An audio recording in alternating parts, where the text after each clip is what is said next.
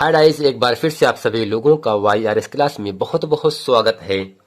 दोस्तों, हम पढ़े हैं क्लास 10 विषय सामाजिक विज्ञान। सामाजिक विज्ञान में दोस्तों इसके पहले के वीडियो में मैंने आप लोगों को चैप्टर 1 अर्थात पाठ 1 यूरोप में राष्ट्रवाद का उदय, इसमें जितने भी बहुविकल्पी और अतिलघुत्तरी के महत्वपूर्ण प्रश्न थे मैंने आप लोगों को अच्छे तरीके से पढ़ा दिया था। दोस्तों, आज हम पढ़ेंगे सामाजिक विज्ञान में जो आपका दूसरा पाठ है भारत में राष्ट्रवाद।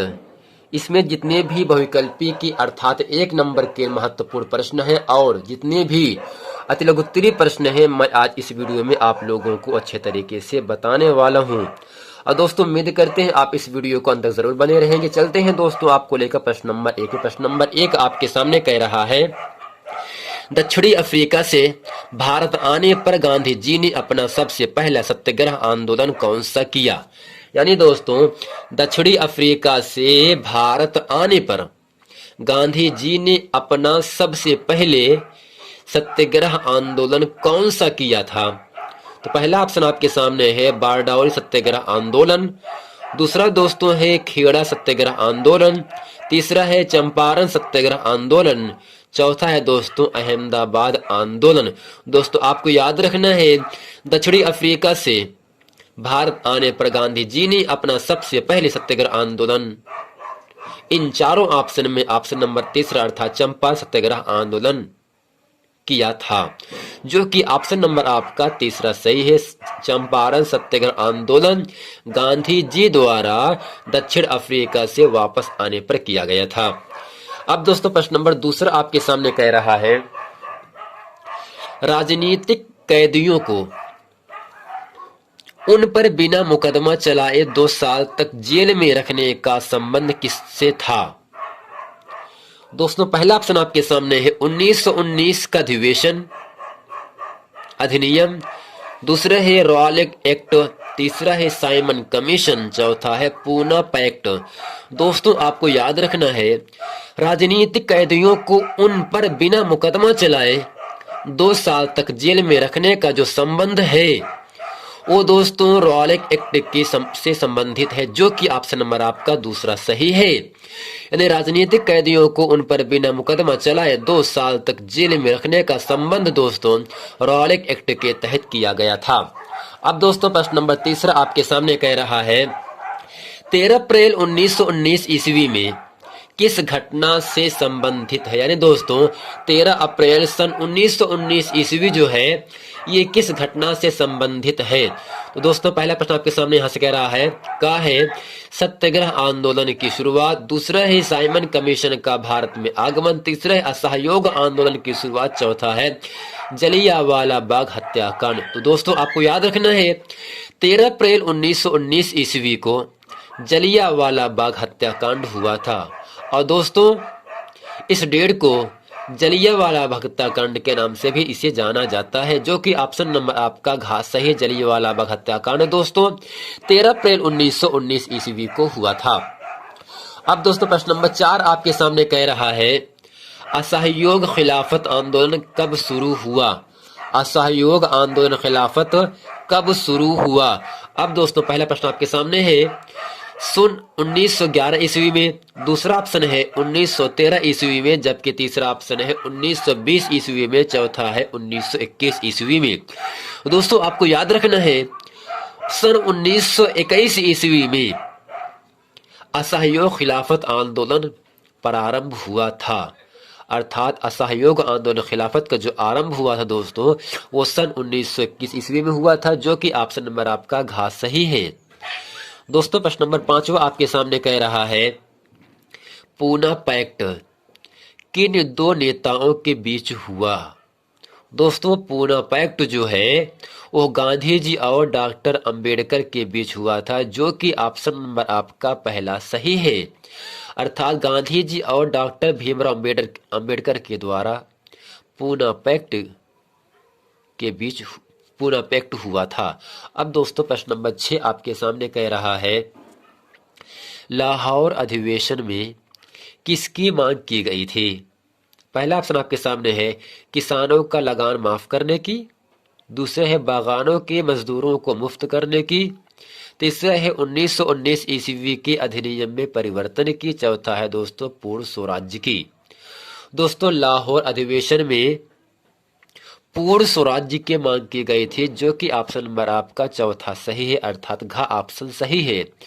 दोस्तों लाहौर अधिवेशन में जो मांग किया गया था वो पूर्ण स्वराज्य की मांग किया गया था, जो कि ऑप्शन नंबर आपका चौथा सही है। अब दोस्तों प्रश्न नंबर 7वां आपके सामने कह रहा है, भारत के लिए डोमिनियन स्टेट्स का ऐलान किसके द्वारा किया गया। भारत के लिए डोमिनियन स्टेट का ऐलान किसके द्वारा किया गया। तो ऑप्शन दोस्तों पहला है लॉर्ड लिटन द्वारा, दूसरा है लॉर्ड इरविन द्वारा, तीसरा है लॉर्ड कर्जन द्वारा, चौथा है लॉर्ड रिपन द्वारा। दोस्तों आपको याद रखना है, भारत के लिए डोमिनियन स्टेट्स का ऐलान जो किया गया था वो इन चारों ऑप्शन में लॉर्ड इरविन के द्वारा डोमिनियन स्टेट का ऐलान किया गया था, जो कि ऑप्शन नंबर आपका दूसरा सही है, अर्थात डोमिनियन स्टेट जो है दोस्तों ये लॉर्ड इरविन के द्वारा किया गया था, जो कि ऑप्शन नंबर आपका दूसरा सही है। अब दोस्तों प्रश्न नंबर 8वां आपके सामने कह रहा है, यहां से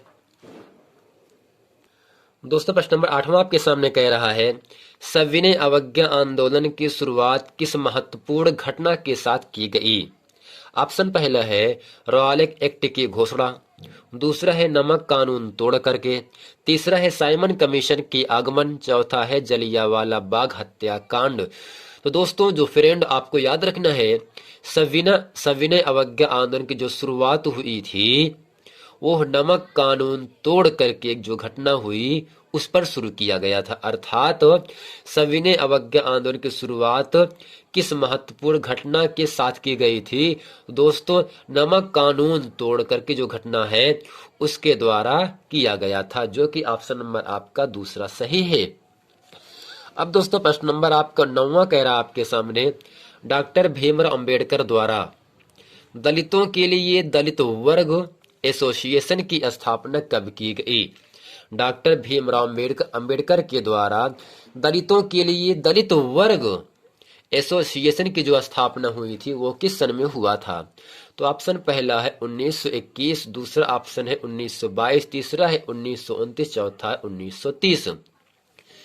तो दोस्तों आपको याद रखना है ऑप्शन नंबर आपका चौथा, अर्थात सन 1930 ईस्वी में डॉक्टर भीमराव अंबेडकर के द्वारा दलितों के लिए दलित वर्ग एसोसिएशन की स्थापना की गई थी सन 1930 ईस्वी में, जो कि ऑप्शन नंबर आपका चौथा सही है।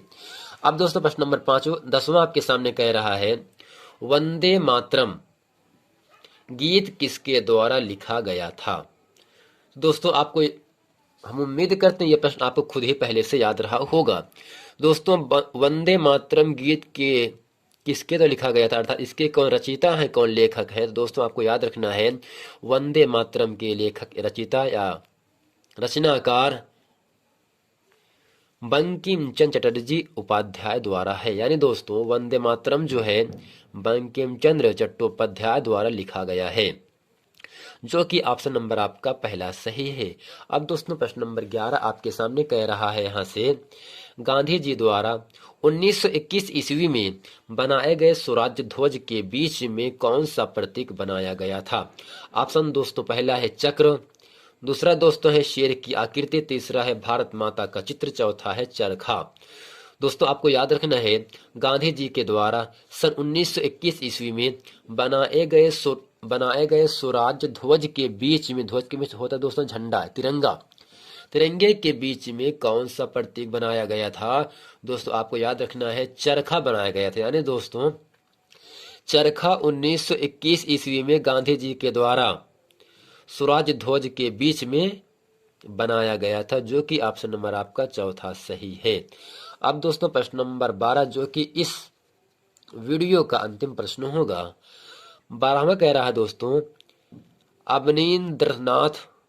अवनींद्रनाथ टैगोर ने, अर्थात रविंद्रनाथ टैगोर ने अपनी पेंटिंग में किसका चित्र बनाया था।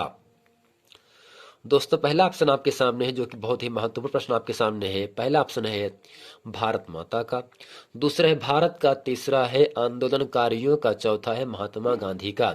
दोस्तों आपको याद रखना है, रविन्द्रनाथ टैगोर ने अपनी पेंटिंग में भारत माता का चित्र बनाया था, जो कि ऑप्शन नंबर आपका पहला सही है। दोस्तों उम्मीद करते हैं ये पूरा प्रश्न वीडियो आप लोगों को अच्छे तरीके से समझ में आ गए होगा। मिलते हैं दोस्तों नेक्स्ट वीडियो में, तब तक के लिए थैंक यू।